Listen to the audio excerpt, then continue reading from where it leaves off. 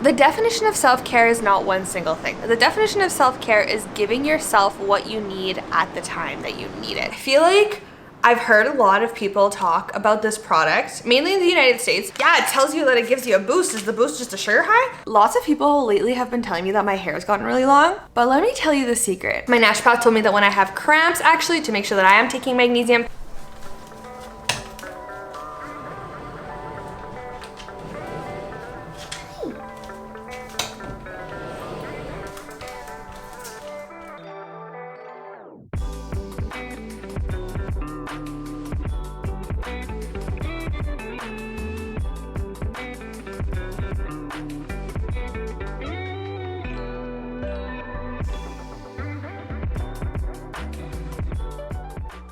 Hello, welcome back to my channel. Welcome back to another vlog.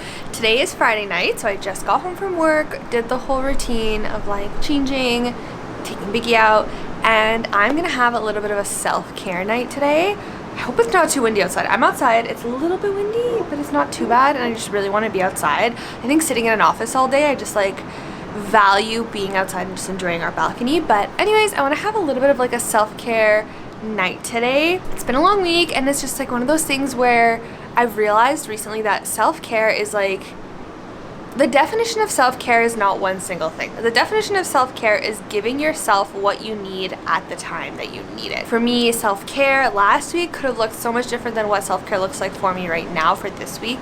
And I think that's just like such an important thing to understand, that there's like definitely your favorite things that you have when you do self-care, but then there's just the self-care that you give your body or yourself because you know you need it depending on what's going on. So for me, it's just like a very slow evening. I was like dancing around the kitchen, picking some stuff up, and now it's just kind of just hanging out and taking care of me. So I plan to just make a super easy dinner. It's like one of those old TikTok viral dinners, the TikTok feta pasta.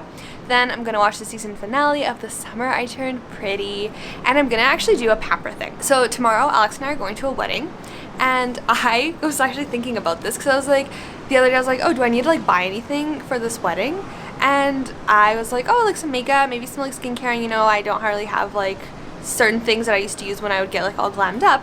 And then I thought about it, and I was like, when I was like 18, 19, and I would go out anywhere, I'm not even talking like wedding, like anywhere, I would just like allow myself to just get ready for like 2 hours. I made it a whole thing. Sometimes I made it like a whole evening thing where I'd like shower, exfoliate, and then like hair mask, face mask, like beauty pamper routine, everything like that. And I would just like feel so good about myself, and I almost like loved the getting ready part more than I loved like the going out part.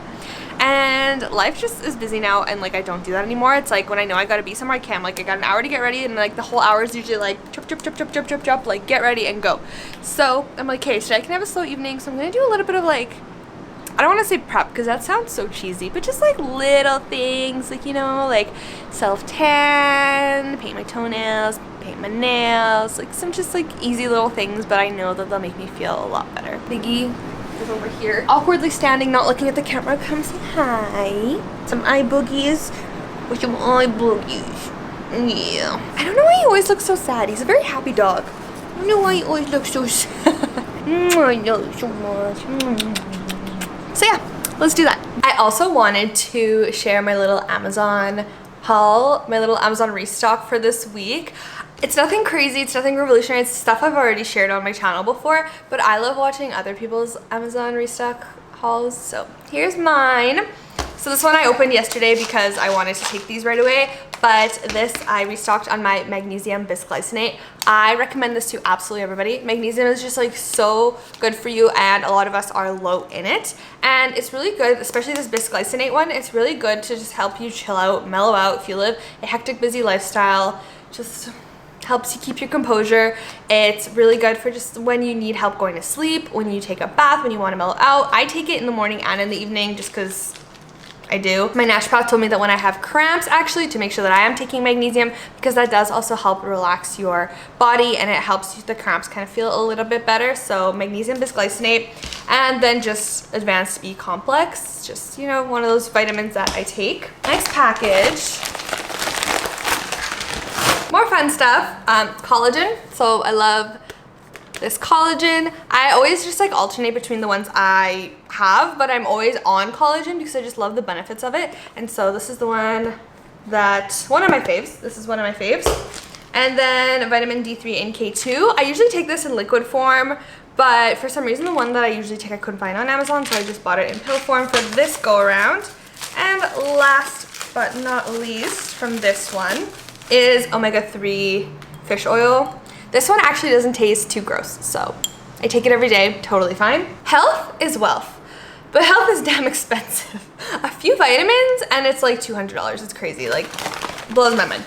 Okay, another thing I wanted to talk about, because I feel like I've heard a lot of people talk about this product, mainly in the United States. I don't think it was really available in Canada up until recently, or maybe like you could buy it online, but like it wasn't readily available in stores.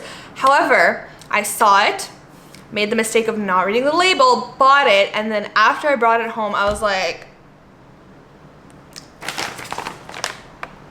Liquid IV.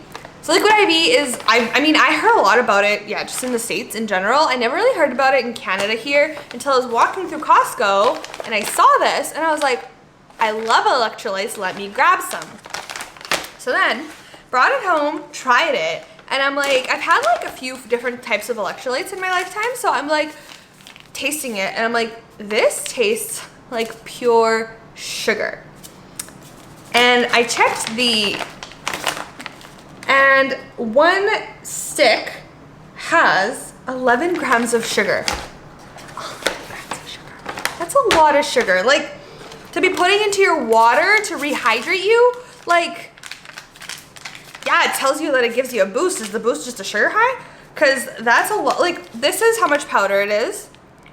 That's a lot of sugar. I don't know. To me, that's just a lot of sugar. And I can taste it. Like, it tastes very, very sweet, which sucks because it's a big bag. I definitely should have read the label. But Costco also sells, at least my Costco also sells these ones by Organica. And yeah, the sachet is like a lot smaller, but this one, I'm pretty sure zero grams of sugar. I think just beware, even when we're looking at supplements and electrolytes and stuff like that, sugar is not the worst thing in the world. However, like, if you don't need to be having it in something like an electrolyte mix, yeah, I just thought that was a lot of sugar for like one electrolyte mix.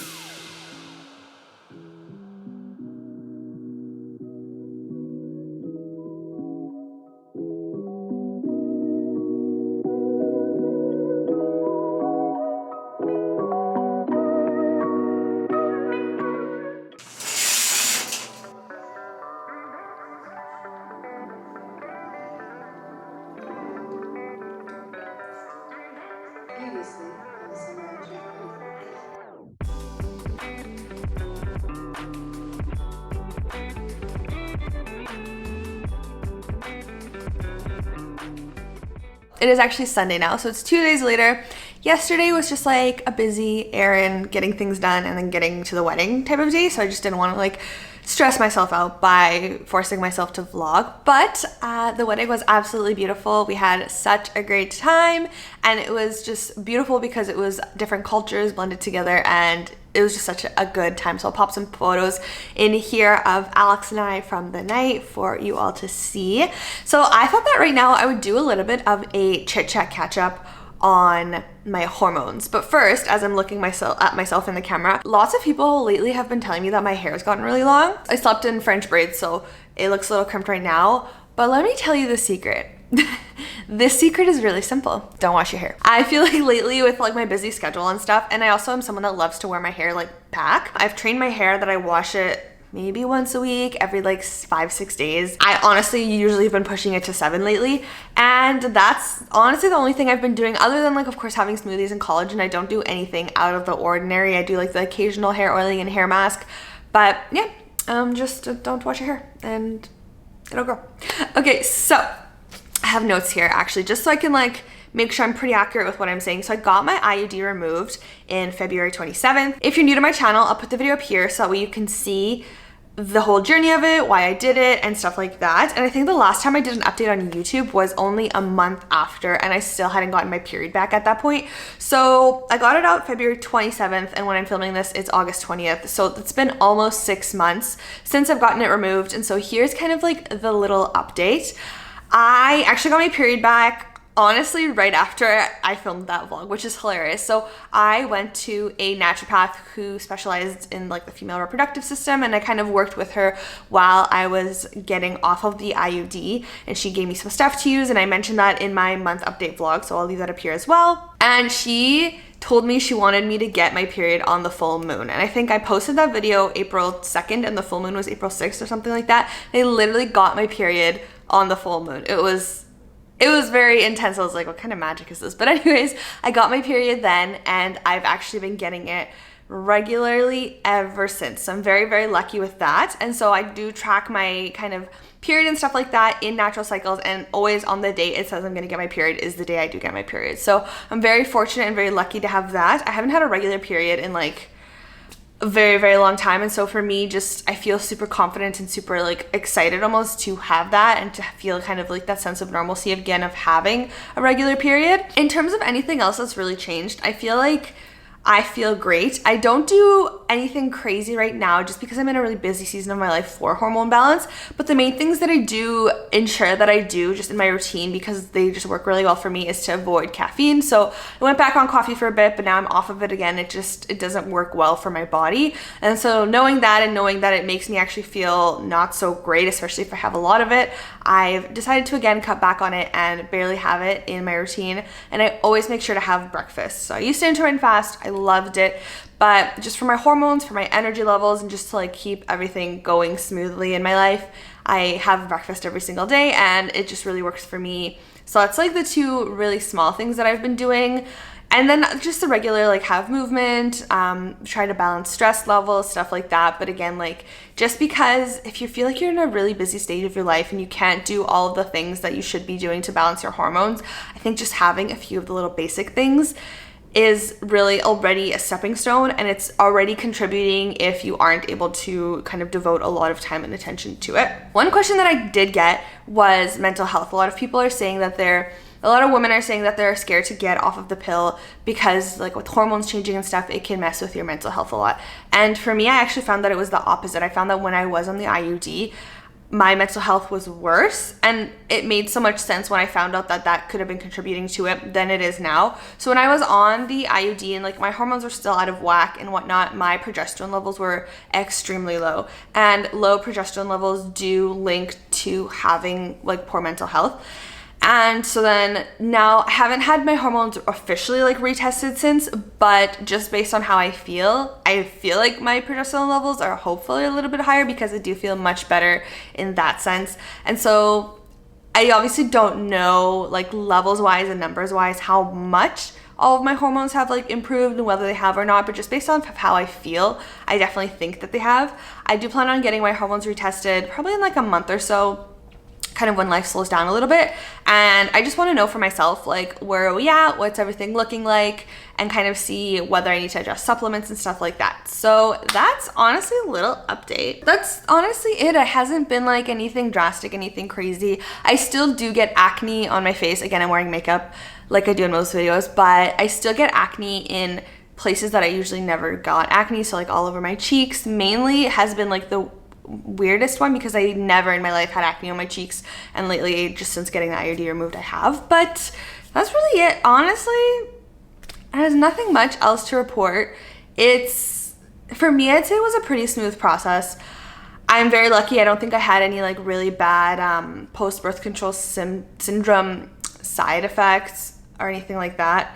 So honestly, just probably the acne. I was very lucky that I got my period back. So maybe I guess the one thing that I would say about it is if you are getting off of hormonal birth control, whether that be the pill or the IUD, and you're concerned about how that's going to be and you feel like you would like extra support, I would definitely recommend seeking out help from a naturopath who specializes in like the female reproductive system, at least even as a guide to help you be able to kind of manage things and or help you be able to know what to expect. If you feel like you're a little bit worried doing it on your own, it's always good to consult somebody who is able to help you with that. I did that and I loved it, and now I feel very confident in myself and how everything's working out for me. But yeah, that's probably the one thing that I would recommend. But I will end this vlog off here. Thank you very much for watching. If you do have any questions about getting off of the hormonal IUD, please leave them down in the comments below. I can make another update video about that for sure. But otherwise, thank you very much for watching. Know yourself, know your body, and until next time.